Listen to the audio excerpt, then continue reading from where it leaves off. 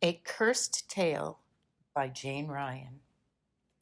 Timpano sailed across the sea for North Country's new-found mines, from Italy so fair goodbye to red ore amidst the pines. To New York, aboard the Neustria in 1902, he sailed toward a wild frontier, a brave and daring life to seek, the immigrants settling here. Timpano worked tirelessly tending his bar. His family swiftly grew. Despite harsh times and threat of war, it was hard work, success, he knew. But one day, a daughter died. How? The answer lost in time. How Timpano tried to keep her perfect and divine. He built a mausoleum. It's said he buried her beneath the floor. In her own most private chamber, she would stay forevermore. Her piano, it went with her, though she's not laid to sleep, but made to perch upon the bench, as if she'd play into the deep. Timpano he went daily back and forth, with clothes for her to freshly wear. Ah, who can say what grief can do to the living's dark despair? And then again, another death. A babe, 9 months old, 9 days. Once again, her father kept her in an oh so different way. She must have been so beautiful as into death she'd pass. Her tiny silver casket was topped by only glass. Timpano would go to sit with another child gone and watch her there beyond the glass, and time marched coldly on. Years and years.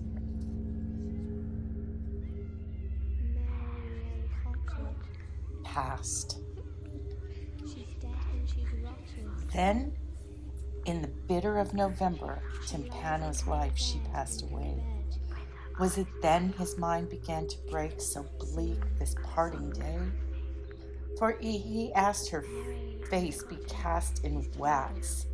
Of this he so implored. But his wishes couldn't be fulfilled, and under glass it is she stored. To the mausoleum there, among gloomy trees and spires, of any dark or stormy night, at her side he would sit for hours. The neighbor kids around the block spun tales of lascivious dread. We'd gather round and how we'd talk of Timpano and his dead. We dared that no one of us should go to that so cursed tomb to peek, to prove the truth or rumor of the stories that we'd speak.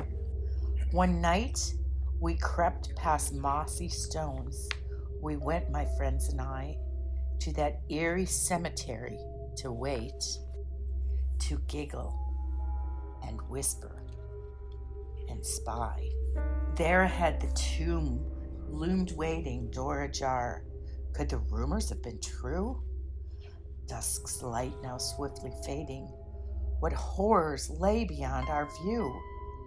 Trembling, foolish, we crept ahead. Purple shadows crossed the grass. Behold, the truth of what we sought. Those others lay beyond the glass.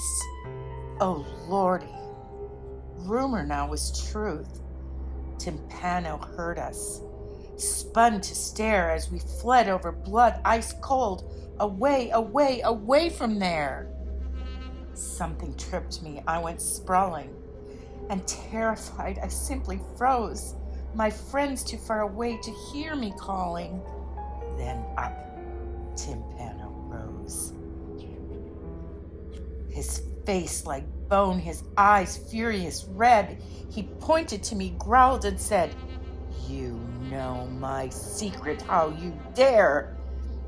You should have stayed away from there. You've trespassed. Yes, now you'll regret, because I never will forget." We're whole life long, nights spent in fear, wondering when I'll next appear. Some long, dark night, I'll return to you to haunt your soul, my justly due. Then he lurched back through the crypt's dark door, and there himself he sealed, and it slowly closed the door. As from that ghastly place I reeled, to anyone I never told of this so cursed tale, a promise that I never broke with mighty wind's ghostly wail. Well, the years have made me gray. I've tried to live a life of good. Now autumn's showing in my face, as I knew it one day would. Sometimes I know I sleep quite well. The old memories grow dim. I hardly recall that awful night or the horrible sight of him. As I write, it grows quite late. Breath of wind, my candle sputters.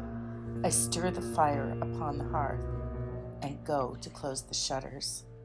But say, beyond the moonlit trees, what's there? I can't quite see. Is there something there that waits for the likes of me? An icy breeze my candle out, a heavy step through leaves I hear. My breath comes harsh. Could I run? An evil truth draws near? Oh yes, finally. Can't be his promised curse comes true. Timpano returns for the likes of me, as I knew he'd surely do.